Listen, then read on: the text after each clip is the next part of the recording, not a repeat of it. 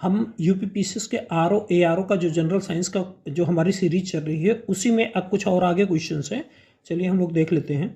पहला क्वेश्चन है कि निम्नलिखित जंतुओं में से किसके 3 प्रकोष्ठ वाला हृदय होता है? 3 प्रकोष्ठ किस में होता है? तो 3 प्रकोष्ठ होता है आपका मेढक में होता है और सांप में होता है। इनमें क्या होता है? 3 प्रकोष्ठ। तो ऑप्शन बी इसका सही होगा। अगला क्वेश्चन है कि एक भारहीन गुब्बारे में 200 ग्राम जल भरा गया है।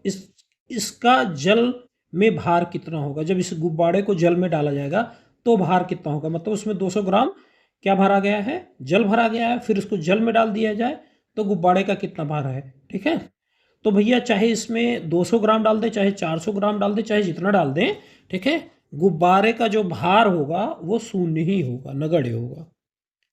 अगला क्वेश्चन है कि इसमें सुमेलित करना है।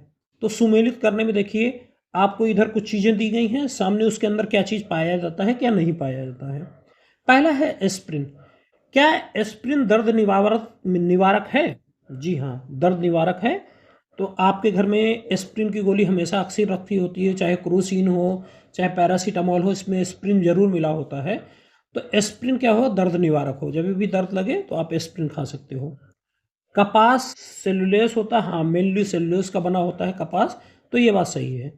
शहद में ग्लूकोज, फ्रैक्टोज ये सब मिलते हैं, हाँ मिलते हैं। शहद में क्या मिलते हैं? ग्लूकोज और फ्रैक्टोज मिलते हैं। इसके बाद आता है क्लोरोमाइसेटिन और टाइफाइड नासी। तो ये दोनों क्या हैं? ये एक्चुअली दोनों जो हैं वो है एंटीबैक्टीरियल। क्या चीज़ है? एंटीबैक्टीरियल।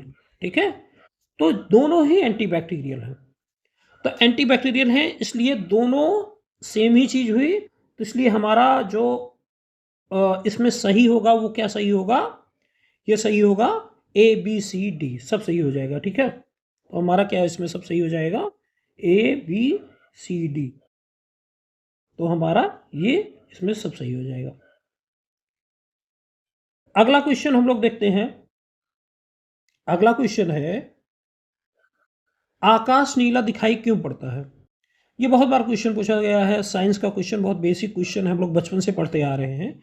देखिए, आकाश नीला इसलिए दिखाई देता है कि जो प्रकाश में जिसका भी तरंग दैर्घ्य, हम इस पे बोलते हैं कि जो जिसका तरंग दैर्घ्य ज़्यादा होगा, ठीक है, तो वो क्या चीज़ होगा?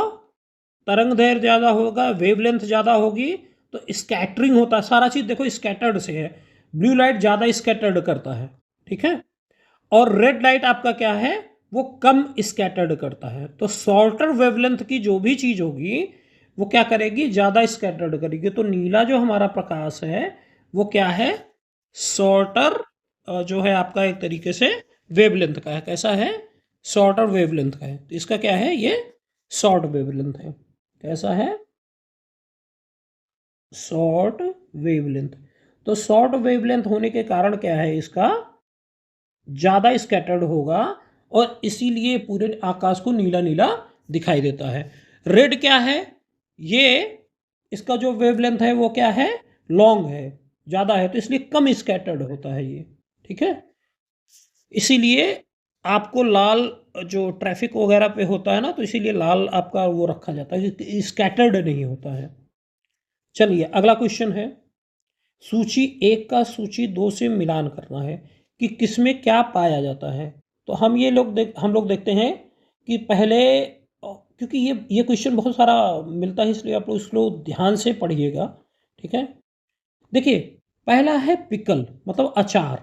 अचार में क्या चीज़ मिलता है?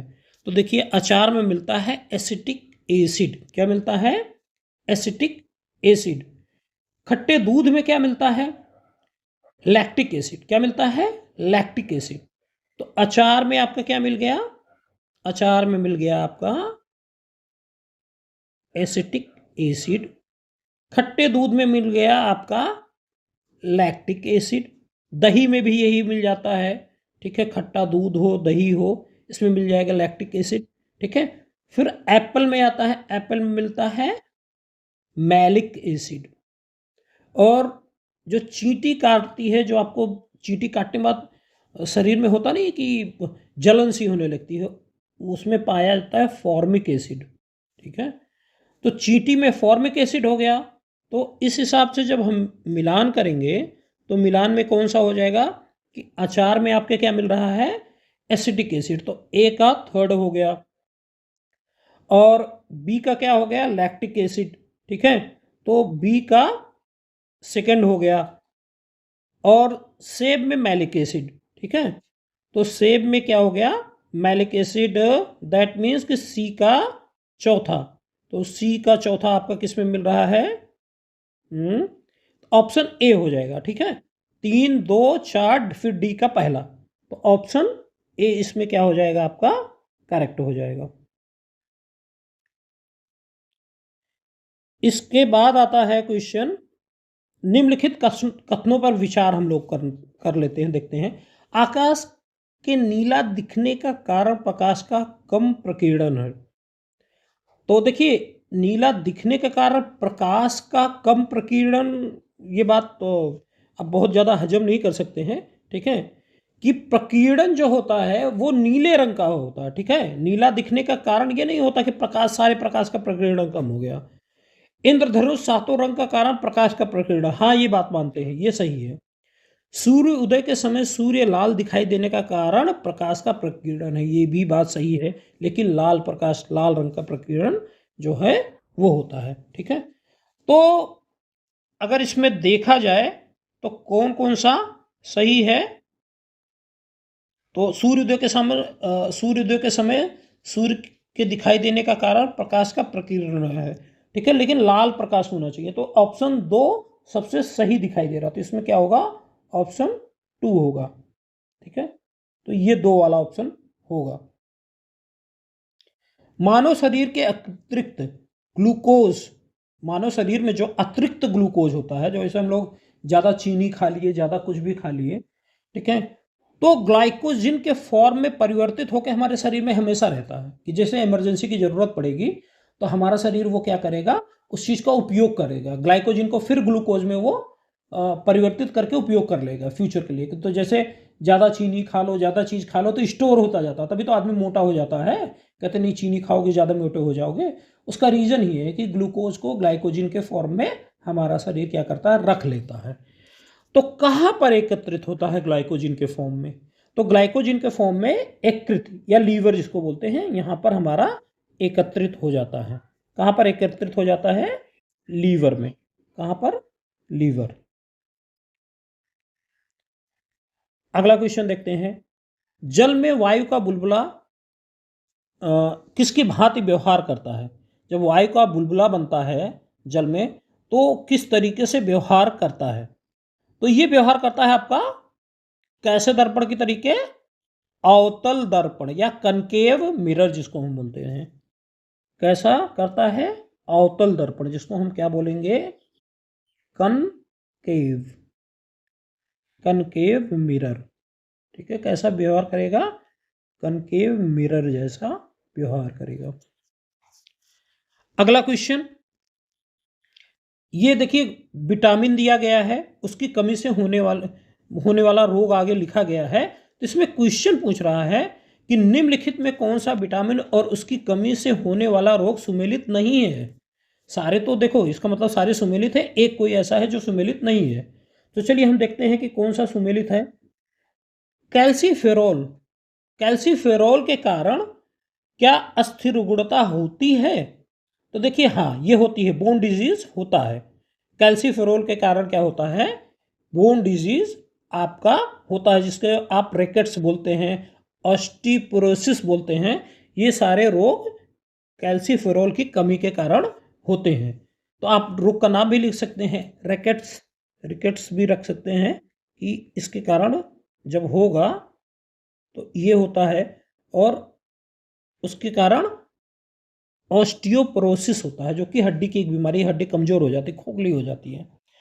नियासिन, नियासिन डिफिशियंसी जो है के कारण पिलाग्रा होता है, इससे क्या होता है, डर्मेटिटिस हो जाता है, या डायरिया भी होता है, तो स्किन की प्रॉब्लम हो जाती है इसके कारण से। ठीक है, तो नियासिन के कारण क्या होता है कि स्किन की प्रॉब्लम हो जाती है, तो ये बात भी सही है। कोबलामिन। कोबलामिन क्या है कि ये विटामिन B12 होता है। कोबलामिन क्या होता है? विटामिन B12 होता है। तो जो आपके अंदर होता है कि कभी-कभी एनीमिया होता है। देखिए एनीमिया तो मोस्टली क्या होता है? आयरन की कमी से होता है। तो आदमी कंफ्यूज हो जाएगा कि भाई आयरन की कमी से होता है, लेकिन यहाँ तो दिया है दूसरा कुछ। ठीक है, तो वो कंफ्यूज नहीं होना है। विटामिन B12 की डिफिशियंसी से जो रेड प्लेटलेट है, रेड ब्लड सेल्स हैं, वो कम हो जाते हैं, तो उसके कारण भी रक्त अल्पता हो जाती है। तो आयरन तो अलग कारण है, लेकिन इसके कारण भी होता है, जिसको हम विटामिन B12 मानते हैं। ठीक है, अब आती है राइबोफ्लोविन। राइबोफ्लोविन क्या हो गया? पहली चीज विटामिन बी हो गया। ठीक है, क्या बेरी बेरी रोग होता है इससे? देखिए अब ये बात तो है कि विटामिन बी से बेरी बेरी रोग होता है। ठीक है, लेकिन डिफिशियंसी कौन सी होती है? विटामिन बी में भी कौन सी डिफिशियंसी होती है, ये हमको ध्यान देने वाली चीज है। तो बेरी बेरी जो होता है वो B1 के कारण होता है, और ये यहां पर जो दिया गया है ये B2 दिया गया है।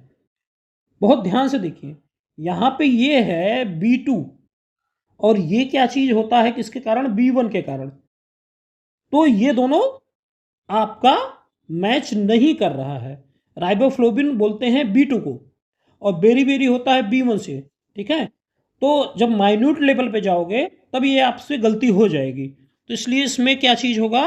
आंसर डी वाला सुमेलित नहीं कर रहा, बाकी सब सुमेलित कर रहा है। अच्छा, जो नॉर्मल सेंस में आदमी आंसर मानेगा मारेगा वो सी वाला मार सकता है, ये गलती कर सकता है, तो इसलिए ध्यान से रखना। ठीक है, अगला, किसी व्यक्ति का पूरा प्रतिबिंब देखने के लिए एक समतल दर्पण की न्यूनतम ऊंचाई कितनी होनी चाहिए? अगर आपको अपने आप को पूरा देखना किसी समतल में, शीशे में, तो आप वो शीशा लगभग कितना, वो लंबाई उसकी कितनी होनी चाहिए? तो देखिए अगर आपके आधी लंबाई है उस शीशे की, तो आप अपने आप को उसमें पूरा देख सकते हो। तो इसमें जो है ऑप्शन कौन सा होगा? बी। इसमें कौन सा सही है? बी सही है। अगला क्वेश्चन है, निम्नलिखित हार्मोन में से कौन सा एक स्त्रीलिंग हार्मोन है कि जो फीमेल में पाया जाता है? तो वो है आपका एस्ट्रोन। क्या बोलते हैं इसको? एस्ट्रोन हार्मोन जो है वो फीमेल में पाया जाता है, जिसको एस्ट्रोजन बोलते हैं। इंग्लिश में क्या बोलेंगे? एस्ट्रोजन। ये हिंदी में कभी कभी आदमी कंफ्यूज हो जाता है, तो इसको क्या बोलते हैं? एस्ट्रोजन। तो आप लोग इसको इंग्लिश पे भी नोट कर लीजिएगा। एस्ट्रोजन हार्मोन किस में पाया जाता है? फीमेल में। बाकी सब मेल में पाया जाता है। सारे ये मेल के सेक्स हार्मोन हैं ये तीनों, और ये फीमेल का सेक्स हार्मोन है।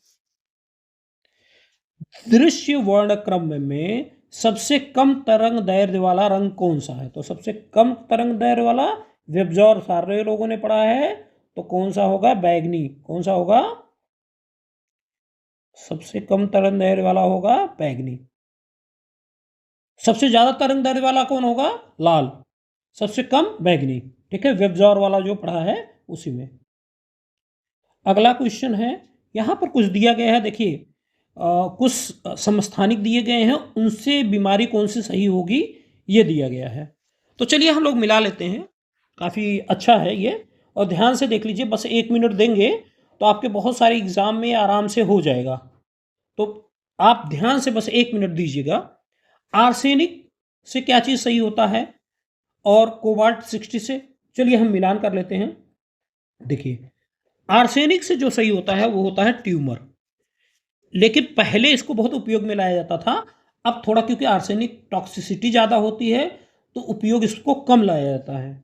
आर्सेनिक से ट्यूमर लेकिन इलाज होता है। कोबाल्ट से कैंसर का इलाज हो जाता है।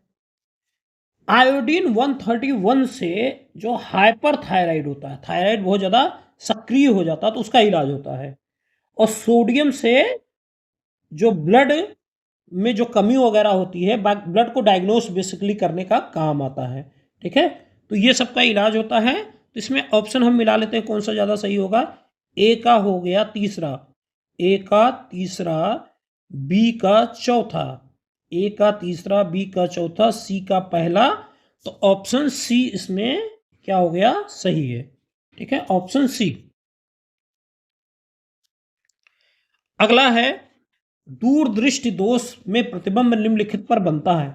जब दूरदृष्टि होती है, फॉर साइटनेस, तो प्रतिबिंब कहाँ पर पड़ता है, कहाँ पर बन पाता है, ठीक है, जिसको दोष को सुधार करने के लिए हम चश्मा लगाते हैं। तो देखिए रेटिना के पीछे बनता है प्रतिबिंब, तो जब हम चश्मा लगाते हैं तो रेटिना पर बनने लगता है, ठीक है।